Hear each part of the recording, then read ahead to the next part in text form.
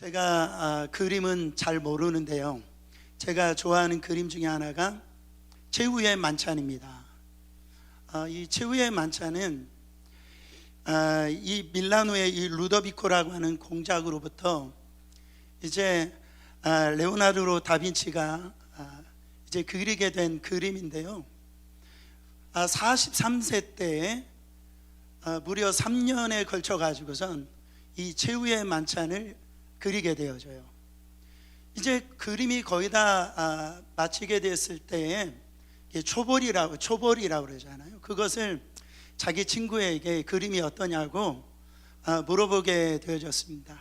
그때 친구가 하는 말이 예수님의 손에 있는 잔이 너무나 아름답고 감동적이라고 그렇게 얘기를 합니다. 그때 그 이야기를 들었던 레오나르도 다빈치가 붓을 들더니 그 잔을 갖다가 지우기 시작합니다. 그러니까 이 친구가 너무 놀래가지고 자네 왜 이렇게 하느냐고 이렇게 물어봤더니 이 레오나르도 다빈치가 이 최후의 만찬 이 그림에서 예수님보다 더 중요한 것이 없다네, 예수님보다 더 중요한 것은 없어야 한다네. 할렐루야. 여러분, 오늘 메리 크리스마스입니다. 메리 크리스마스는 메리라고 하는 즐겁고 기쁘다, 크라이스트 그리스도 마스, 바로 예배, 즐겁게 그리스도가 오심을 예배하는 날, 바로 성탄절입니다. 근데 오늘날 우리가 바라보면은 주어가 빠져 있어요. 메리는 하는데, 즐거워하는데 바로 어떤 것을 즐거워하는지 우리가 그 가치를 두는 거에 대해 있어서 지금 상실한 채 이 날을 보내고 있는 걸 볼 수가 있어요. 여러분, 예수님보다 더 성탄절이 중요한 게 뭘까요? 산타? 옛날에는 산타였는데 요즘은 그렇지가 않아요. 제가 볼 때는 예수님보다 지금 가장 중요한 것은 나라는 거예요. 나. 이 성탄절에 어떻게 하면 내가 더 즐겁게 보낼 수 있을까? 더 이렇게 기쁘게 보낼 수 있을까? 이제는요, 이 성탄절에 우리의 모습을 보면은 바로 나라고 하는 존재가 예수님이라고 하는 존재보다 더 가치 있고 귀하게 여기는 것을 볼 수가 있습니다. 사랑하는 성도 여러분, 이 크리스마스의 주인은 예수 그리스도시다.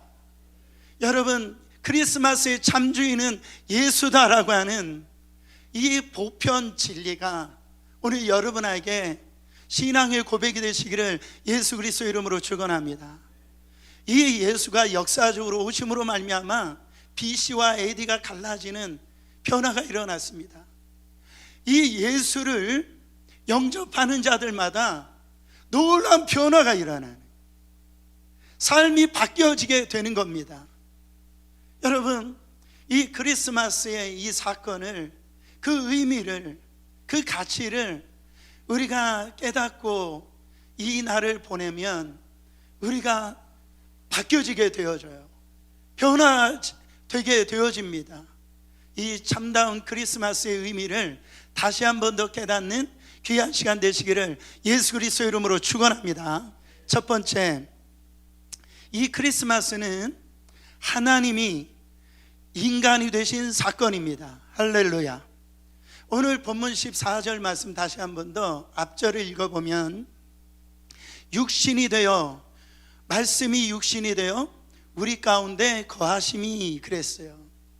그러니까 여기서 말씀은 하나님을 의미합니다. 그러니까 하나님이 인간의 육신을 입고 이 땅에 오신 사건, 그게 크리스마스라는 거예요. 여러분, 어떤 분들은 동정녀 마리아의 탄생을 갖다가 아주 그냥 이것을 불편하게 부정적인 태도로 받아들이는 분들이 있어요. 어떻게 남자를 통하지 아니하고 그 예수님이 동정녀의 몸에서 아이가 태어날 수 있지? 이런 거에 대해서 믿기보다는 의심하는 분들이 많다라는 거예요. 지금 돌아가셨지만은 그 코미디언 구봉서 장로님 있으시잖아요. 저는 크리스마스 때 이거를 잊지를 못해요. 이분이 연예인 교회를 이렇게 다니셨었는데 그때 담임 목사님 지금 소천하신 하용조 목사님이셨어요. 근데 이분이 이제 성경 공부를 제 하는데 한 젊은 연예인 한 사람이 이 목사님이 이 동정녀 탄생에 대 있어서 열심히 가르치고 있는데 손을 들더니 목사님 그런 허무맹랑한 소리 하지 마시라고. 그거 그런 얘기 그만하시고 예수님 좋은 말씀 하셨잖아요. 좋은 교훈이 있으면 그거 알려주세요. 그러니까 이 하 목사님이 다시 이 동정녀 사건에 대해 있어서 예수님이 이 땅에 육신을 입고 오신 사건에서 가르치는데 막 믿지 않고 막 그러니까 참다 못해서 이 구봉서 장로님이 딱 일어나더니 하는 말씀이 야, 아니 마리아 신랑 요셉도 믿었는데 네가 뭔데 안 믿어? 그랬대. 네가 뭔데 안 믿어? 여러분, 하나님이 인간의 몸을 입고 이 땅에 오신 낮아진 사건입니다. 우리가 정말 안 놀라시잖아요. 이게 어마어마한 사건이에요. 하나님이 인간의 몸을 여자의 그 자궁 속으로 들어와서 10개월 동안 하나님이 들어가 있다라고 한번 생각해 보세요. 이거 놀랄 일이라니, 놀랄 일이라. 여러분, 그 애완견 좋아하시는 분들 우리 성도도 있고 저도 개를 참 좋아합니다. 그래가지고 이 개를 참 좋아해가지고 거기다 이름도 이제 그 이름도 지어주고 와, 놀랄 일이죠. 자기 유산도요 개한테 유산 상속하는 와, 그런 일도 있더라고요. 근데 아무리 개를 사랑한다 하더라도 만약에 그렇게 사랑하시면 우리 집사님 개로 태어나시죠. 그러면 좋아할 분이 없을 거예요. 만약에 그런 일이 일어난다고 한다면 아마 놀랄 겁니다. 근데요, 하나님이 인간의 몸으로 우리 가운데 오셨다라고 하는 거 우리는 너무 밋밋한 거예요. 그럴 수도 있지 뭐 이렇게 지나갈 수도 있다라는. 제가 요즘에 참 놀랄 일들이 있는데요, 7억 달러의 사나이 누구냐면은 이 오타니 쇼헤이라고 하는 29살 일본 이 야구 선수입니다. 몇억 달러의 사나이? 7억 달러의 사나이. 감이 안 놀래잖아요. 이게 감이 안 오니까. 근데 제가 놀란 건 뭐냐면 이 사람이 자신의 등번호를 양보한 그 로스앤젤레스 다저스 팀 동료 조 켈리라고 하는 그 동료의 아내에게 스포츠 세단, 고급 스포츠 세단을 갖다가 선물로 줬대요. 그런 일이. 왜냐면은 지금 거기 이제 입단 계약은 맺혔지만은 등번호가 중요하잖아요. 이 사람이 LA 엔젤스에서 이게 등번호가 17번을 달았는데 이 오타니가 온다니까 LA 다저스에 그 17번을 달고 있었던 이 조 켈리라고 하는 선수가 자기 등번호를 갖다 양보를 해준 거예요. 그걸 너무 고마워가지고 그 아내한테 여러분 포르쉐 스포츠 세단을 갖다가 선물로 준 거예요. 와, 얼마나 놀랐는지. 또 놀랄 일이 있었어요. 여러분, 3대 글로벌 명품 가방 브랜드로 꼽히는 에르메스 있잖아요. 그 창업자의 5대 손자가요, 자기가 갖고 있는 전 재산이 이 115억 달러랍니다. 15조 정도 되는데 이거를 갖다가 누구에게 대한 유산을 줬냐면 정원사에게. 누구에게? 정원사에게 15조를 유산 상속을. 물론 아들도 없고 그러지만은 여러분, 우리가 이런 일들을 다 경험할 때만 막 놀래잖아요. 제가 2014년도인가 지금도 기억이 나는데 그 교황 프란체스코가 이제 한국에 방문할 때가 있었어요.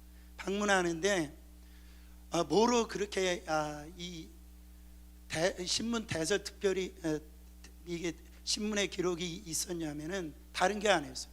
이 교황이 우리나라에 왔는데 기아 자동차 그 당시에 소울이라고 하는 그거 작은 차도 아닙니다. 중형 세단인데 그 소울이라는 그 자동차를 갖다가 탔다라고 해서 대단히 뉴스거리가 됐습니다. 교황 정도 되면은 뭐 벤츠나 뭐 이런 걸 타야 되는데 그 소울이라고, 제가 뭐 어떤 기업에 광고해 주는 게 아니에요. 그거를 탔다라고 그래가지고 교황이 자기는 가장 작은 차를 타고 싶다고 얘기하면서 그 사제들이나 뭐 이런 사람들에게 얘기를 해줄 때 자동차 필요한 건 알지만은 더 많이 봉사하고 움직이려면 검소한 차를 타는 것이 좋다라고 그래가지고, 여러분 이 사건으로 인해 가지고 젊은 사람들이 캐톨릭에 대해서 호감도가 굉장히 높아졌어요. 보세요. 어쩌면 이 개신교 목회자, 저와 같은 개신교 목회자들이 너무 뭐 좋은 차를 타고 다니는 이런 부분에 대해 있어서 사회적으로 실망해 가지고 이 부분이 더 부각된지도 모르겠어요. 그걸 통해서 참 우리 개신교 목회자들도 반성하고 회개하는 뭐 그런 시간이 됐다라고 하지만은 인간의 교황이 그 작은 세단 차를 탔다라고 해서 세상 사람들이 다 감동을 하잖아요. 근데 우리 주님이, 우리 하나님 되신 그분이 인간의 몸을 입고 와서 발구해 오셨다. 우리는요, 이것이 상상이나 안 되는 거예요. 놀라지는 않는다라는. 왜 그런 현상이 오냐면 바로 예수 그리스도를 하나님으로 믿지 않기 때문에 그래요. 하나님으로 믿지 않기 때문에, 바로 이 하나님을 정말 믿는 사람이라고 한다면 하나님이 인간이 되셨다라는 것보다 더 충격적인 것이 없다라는 거죠. 이것을 아는 사람, 바로 하나님이 인간의 몸으로 이 땅에 오셨다라는 이 사건의 의미를 아는 사람들은요, 세상의 것들을 버리고 겸손하게 높아지려는 마음을 내려놓고 바로 겸손하게 선하게 살아가게 되어지는 거죠. 그게 성탄의 의미를 깨닫는 자의 삶의 모습이라는. 여러분, 지난 한 해 동안 우리가 얼마나 많은 것을 소유하려고 애를 쓰셨어요. 더 많이 가지려고, 더 벌려고, 좋은 집, 좋은 차, 그런 것에 주님과 상관없이 신앙생활은 전혀 성장함이 없이 세상 것만 이렇게 따라가면서 보내신 적이 얼마나 많으냐라네. 또한 그런 것들을 이렇게 부러워하고 낙심하고. 사랑하는 성도 여러분, 성탄의 이 의미를 깨달아 바로 높은 곳에 마음을 두지 아니하고 낮은 마음으로 겸손하게 이 주님이 가신 그 길을 걸어가시는 저와 여러분 되시기를 예수 그리스도 이름으로 축원합니다. 여러분, 두 번째로 크리스마스는 하나님의 영광을 볼 수 있게 된 사건이라는 거예요. 많은 분들이 그런 질문을 해요. 성경 공부 인도할 때도 그렇고 제가 전도할 때도 그런 질문을 받은 적이 있어요. 하나님 좀 보여달라는. 내가 보여주면 내가 예수 믿겠다라고 얘기를 합니다. 근데 이 질문이 그런 사람들에게만 질문하는 것이 아니라 예수님의 제자인 이 빌립도 그런 질문을 예수님에게 하신 걸 볼 수가 있어요. 요한복음 14장 8절에 보면 빌립이 이르되 주여 아버지를 우리에게 보여주옵소서 그리하면 족하겠나이다. 여러분, 빌립이라는 제자도 바로 하나님을 보고 싶은 거예요. 그때 결국은 예수님이 뭐라고 말씀하시냐면 나를 본 자는 하나님을 본 자다, 그렇게 말씀을 하세요. 여러분, 하나님을 제가 좀 보여드리길 원합니다. 하나님은 어떻게 볼 수 있냐면 말씀을 통해서 볼 수가 있어요. 요한복음 1장 1절 말씀 같이 읽어보세요. 태초에 말씀이 계시니라. 이 말씀이 하나님과 함께 계셨으니 이 말씀은 곧 하나님이라. 태초에 말씀으로 우주 만물을 창조하셨던 그 하나님은 말씀의 주인이시라는 거예요. 그 말씀이 하나님이시라는 거죠. 하나님의 존재 자체가 말씀이라는 거예요. 여러분, 제가 이 철학을 대학교 다닐 때 참 좋아했어요. 그 중에 철학자 이 하이데커라고 하는 이 철학자가 있었는데, 제가 그 언어는 존재의 힘이다 라고 하는 아주 좋은 책이 있는데요, 정치적으로는 하이데커를 제가 싫어하지만, 왜냐하면 나치를 막 이렇게 우상화시키고 그랬거든요.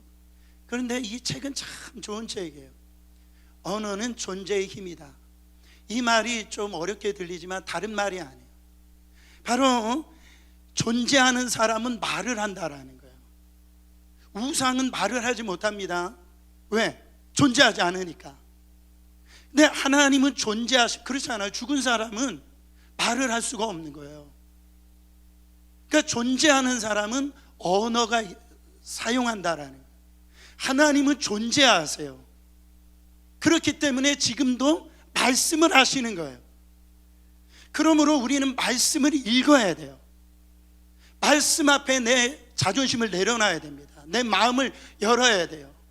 그래야 사람이 마음으로 믿어 의에 이르고 입으로 시인해서 하나님의 구원에 이르는데요, 말이 굉장히 중요한 거예요. 하나님은 우리에게 뭐를 통해서 하나님을 계시하시느냐? 말씀을 통하여 계시를 하는 거예요. 사탄은 이 말씀이 들리고 믿어지면 하나님을 경험하고 만나니까 말씀을 못 듣게 하는 거예요. 여기는 지금 영적 전쟁이 일어나고 있어요. 그래서 우리가 이 말씀이 안 들린다라고 하는 것 자체가 얼마나 무서운 얘기인지 모릅니다. 왜? 말씀이 들려야 믿음이 생기고, 그래야 하나님을 만나게 되어지고 경험되어지게 해요. 왜? 말씀이 곧 하나님이시기 때문에. 근데 이 땅에 오신 예수님은 바로 말씀이 육신이 입고 오신 분이 바로 예수 그리스도시라는 거예요. 근데 그 말씀이 믿어지고 깨달아지는 사람은 뭐를 경험하느냐? 하나님의 영광을 경험해요. 세상에 참 많은 영광들이 있습니다. 그러나 이 하나님의 영광이 가장 크게 완성으로 이 경험되어질 수 있는 존재가 누구냐면 예수 그리스도라는 거예요. 그래서 예수 그리스도는 세상의 어떤 큰 가치와 비교할 수가 없습니다. 비교 대상이 되지 않아요. 아름다우신 주예요. 존귀하신 주예요. 어떤 형용사로도 예수 그리스도의 영광을 다 담아낼 수가 없어요. 여러분, 모세에게는 문제가 많았습니다. 출애굽시켰던 이스라엘 백성들이 얼마나 문제가 많았어요. 근데 모든 문제가 단 한순간에 해결이 되어집니다. 하나님이 모세에게 찾아와서 질문을 하셔서, 모세야, 내가 너에게 뭘 해주길 원하느냐? 꼭 솔로몬처럼. 그때 모세의 대답을 보세요. 주여, 당신을 보기를 원합니다. 이래요. 구약에는 하나님을 보며 죽는 거예요. 그러니까 나는 당신의 영광을 경험하기를 원한다라는 거예요. 영광 곧 하나님의 임재를 의미합니다. 베드로, 요한, 야고보 보세요. 예수님이 변화산상에 올라가 가지고 천국이 열립니다. 예수님이 옷이 천사의 옷처럼 희게 변화되어져 예수님이 영광체로 바뀌어집니다. 이 베드로가요, 참 그 모습이 너무너무 황홀한 거, 너무너무 압도되어진 거예요. 그래서 예수님한테, 예수님, 여기다 내가 초막 셋을 지을게요. 하나는 주를 위해서, 모세를 위해서, 엘리야를 위해서 여기다가 내가 초막을 짓게요. 여기서 같이 살고 싶어요. 뭐를 경험하니까? 하나님의 영광을 경험하니까. 그 하나님의 영광이 가득하니까. 모세가 성막 안으로 하나님을 예배하러 올라갔더니 거기에 하나님의 임재가 막 충만하니까요, 감히 설 수가 없었어요. 여러분, 이것이 하나님의 영광으로 가득 넘치는 곳이 되기를 축원합니다. 근데 그 영광의 실제로 오신 분이 누구냐? 예수 그리스도시라는 거예요. 그 영광의 실체를 경험한 사람들은요, 세상이 시시하게 보여집니다. 왜냐하면 다음이 없는, 더할 나위 없는 영광을 경험하기 때문에 그래요. 그래서 한결같이 주 예수보다도 귀한 것은 없네, 이런 고백을 하는 거예요.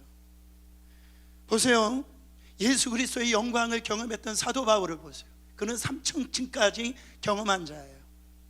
그는 하늘에서 하나님의 음성을 들은 자입니다. 사도 바울이 뭐라고 고백합니까? 빌립보서 3장 7절부터 9절. 무엇이든지 내게 유익하던 것을 내가 그리스도를 위하여 다 해로 여길 뿐더러 배설물로 여김은 그리스도를 얻고 그 안에서 발견되려 함이니. 그러니까 지금까지 자기가 미련을 두고 살았던, 그게 영광인 줄 알고 살았던 모든 지식, 재물, 가지고 있는 모든 것들을 다 배설물로 여길 수 있었다. 왜 그러냐?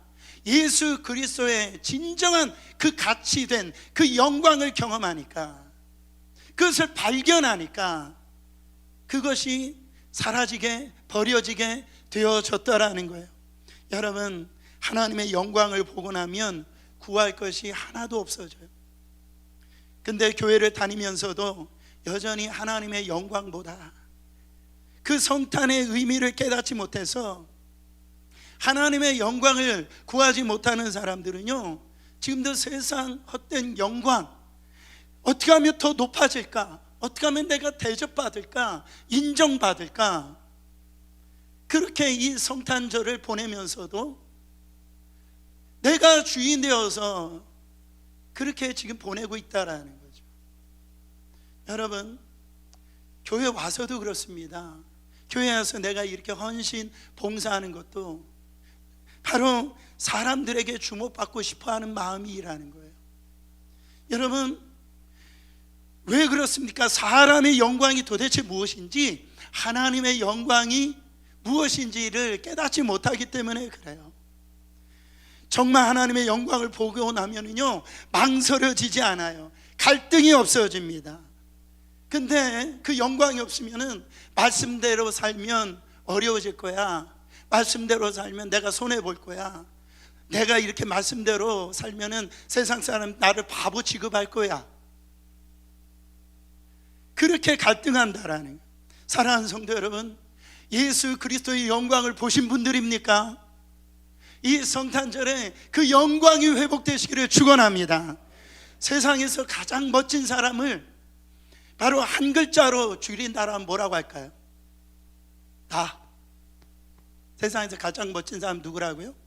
나. 그럼 두 글자로 줄이면 또 나. 세 글자로 죽으면 역시 나. 네 글자로 그래도 나. 그건 다섯 자로 다시 봐도 나. 우리 옆 사람에게 당신을 뵙게 해서 무한 영광입니다. 그런 줄 모르셨죠? 여러분, 우리가 얼마나 영광스러운 존재인지 몰라요. 나를 하찮게 대하지 마시란 말이에요. 우리를 왕같은 제사장으로 부르셨다라는. 저는 그런 분들 보면 화가 나요. 나는 쓸모없는 사람이에요, 목사님. 나는요, 정말 세상에서 아무것도 이 미련한 자예요. 막 그런 사람들 보면은 화가 나요. 하나님이 우리를 영광스러운 존재로 그렇게 택하여 주셨는데요, 우리를 자녀 삼아 주셨는데요, 근데 우리는 어떻게 삽니까? 마귀의 자식처럼, 거지처럼 살고 있단 말이죠. 얼마나 안타까워요. 내가 하나님의 자녀로서 영화롭게 살지 못하고 그렇게 죄를 짓고 이렇게 살잖아요. 내가 하나님을 영광스럽게 돌리기보다 어떻게 됩니까? 하나님이 영광 가리게 되어지는 거죠. 하나님의 영광을 구한 사람은요, 그 세상 영광에 그렇게 요동하지 않아요. 마음 두지 않습니다. 여러분, 이 크리스마스 사건을 통해서 하나님의 영광의 의미를 깨달아 세상 가운데 헛된 마음을 두지 마시고 정말 하나님의 영광으로 충만하시기를 예수 그리스도의 이름으로 축원합니다. 세 번째, 성탄 크리스마스 이 사건을 통해 성탄의 의미는 그리스도의 은혜를 누릴 수 있게 된 사건이라는 거예요. 여러분, 뭘 누릴 수 있게 됐다고요? 예수 그리스도의 은혜를 누리게 됐다라는 거예요. 여러분, 이게 은혜인데요, 늘 은혜가 있으면 그 은혜를지도 모르고 지나치는 경우가 있어요. 특별히 이 부모님의 은혜가 정말 말로 표현할 수가 없잖아요. 남자들이 이 부모의 그 은혜를 알게 되어지는 그 순간은 부모 곁을 떠났을 때라는 거예요. 특별히 이렇게 군대 갔을 때, 그때 이제는 신병 교육을 받고 6.25 훈련을 받고, 죄송하지만 저는 군대를 안 갔다 왔지만은 아무튼 그렇게 돼서 신병 교육대에서 조교가 그때 노래 한 곡 부르자고 그런답니다. 그 노래가 뭐예요? 나 실제 괴로움 다 해주시고. 그러면은 거기에 있는 이 아주 그냥 남자들이요, 거기에서 막 그 눈물을 그냥 펑펑 흘린다라는. 옛날에 그런 TV 프로가 있었잖아요. 뒤에 계신 분이 누구십니까? 보통 남자들은 누구 애인입니다 막 이러는데, 그때 그냥 어머니가 나오면 그 자리에서 그냥 무릎 꿇고 펑펑 울잖아요. 부모님의 은혜가 얼마나 큰지를 몰랐거든. 거기에서 나와 보니까 그때가 내가 그 부모님의 은혜를 깨닫고 그 가치를 깨닫고, 그래서 눈물이 나게 되더라는. 여러분, 올 한 해 우리가 하나님의 은혜가 얼마나 큰지를 바로 느끼려면 하나님의 은혜가 한번 사라져 본 적이 있는 사람, 그 사람들은요 이 은혜가 얼마나 큰지를 알아요. 이곳에 하나님의 은혜가 있는 줄 믿으시길 바랍니다. 근데 이 교회를 떠나서 다른 곳에서 은혜를 경험할 줄 알았는데, 떠나보면 이 자리가 소중하다는 걸 알 수 있어요. 여기가 은혜 받는 자리구나. 하나님은 너무 은혜스러우셔서 항상 용서해 주시고 품어 주시고 이해해 주시니까 그 은혜가 크면서도 불구하고 그 은혜를 은혜로 알지 못한다라. 나를 이 성탄의 기쁨을 가지고 예배할 수 있도록 나를 택하여 주신 은혜가 보통 은혜입니까? 마리아가 그 은혜를 알게 되어졌어요. 바로 여러분, 우리 가운데 우리의 죄와 구원을 허물로 망가진 우리를 구원자로 탄생하게 하는데 이 자기 마리아를 선택해 주신 그 하나님을 이 마리아는 찬양하게 되어집니다. 누가복음 1장 28절에 보면 그에게 들어가 이르되 은혜를 받은 자여 평안할지어다 주께서 너와 함께 하시도다 하니, 30절 천사가 이르되 마리아여 무서워하지 말라 네가 하나님께 은혜를 입었느니라. 성모가 되기 위해서 그가 무슨 미스코리아 대회 나간 거 아니에요. 뭐가 무슨 자원해 가지고선 무슨 수양을 쌓아 가지고선 예수님의 어머니가 된 것이 아닙니다. 마리아를 선택하게 하신 분은 바로 하나님이신데 은혜로 선택해 주셨다라. 여러분, 우리 은혜로 하나님의 자녀가 되신 겁니다. 바로 우리가 예수님을 영접한 것도 오직 하나님의 일방적인 그 은혜로 예수님을 영접하게 됐다라는. 우리는 모두 죄 때문에 신음하고요, 바로 죄에 눌리고 죄에 찌든 인생들이었어요. 그래서 로마서 3장 9절부터 12절에 보면 의인은 없나니 하나도 없으며 깨닫는 자도 없고 하나님을 찾는 자도 없고 다 치우쳐 함께 무익하게 되고 선을 행하는 자도 없나니 하나도 없다. 그러니까 착하다는 얘기하지 말라라는, 나는 성실하다는 얘기하지 말라. 나는 똑똑하다라고 하지 말라라니 하나도 없어요. 엠파이어 스테이트 빌딩 올라가서 밑에 보면은 뭐 저의 키나 우리 장복근 전사님 키나 똑같아요. 저는 그래가지고 제 키가 스탠다드입니다. 그거 뭐 세상 얼마 갖고 있다 없다 그 중요한 게 아니에요. 여러분, 울어도 안 되고 우리가 몸부림쳐도 안 돼요. 눈물 많이 흘린다고도 안 됩니다. 내가 하나님의 자녀가 되는 거 우리 의지로 되는 게 아니다, 하나님의 은혜라는 거예요. 칼 바르트라고 하는 이 신학자가 세상에서 가장 큰 기적은 우주 만물을 창조하신 하나님 그 창조하신 것도 아니고 바로 홍해를 가르신 것도 아니고 오병의 역사도 아니고 바로 가장 큰 기적은 뭐냐? 하나님께서 인간의 육체를 입고 이 땅에 오신 인카네이션, 크리스마스가 가장 큰 기적이다. 여러분, 인간의 눈으로 볼 때 오병이어가 기적처럼 보이지 하나님이 볼 때 그거 아무것도 아니에요. 암이 말기 암이 고침을 받았다, 그 인간의 입장에서 볼 때는 기적이지 하나님의 입장에서 볼 때는 그거 아무것도 아니라는 거예요. 우리가 그렇게 기적이고 가치 있게 두고 대단하게 여기는 거, 여러분 우리 눈에 그렇게 보일 뿐이지요. 여러분, 하나님의 입장에서 보면은 그거 다 아무것도 아니다. 귀신을 쫓아내는 게 무슨 기적이에요? 여러분, 주님께서 있어서 진정한 기적은 뭐냐면 우리처럼 되셨다라는 거예요. 우리처럼. 우리를 향하신 그 부어주시 측량할 수 없는 그 사랑이 우리 가운데 부어졌다라는 거, 그거 은혜 아닙니까?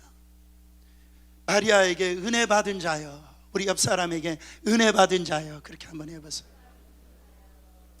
여러분, 그 은혜를 받고 예수님의 10개월을 마리아는 품게 되어집니다. 근데 우리는요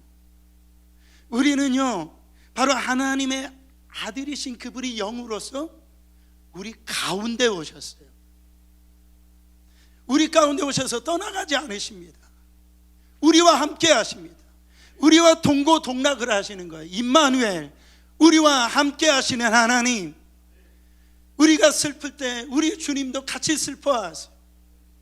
우리가 기쁠 때 우리 주님은 너무 더 좋으셔서 기뻐하세요. 우리가 절망할 때 우리 예수님은 힘내라고, 소망을 가지라고, 다시 일어나라고 격려하신 분이 우리 예수님이에요.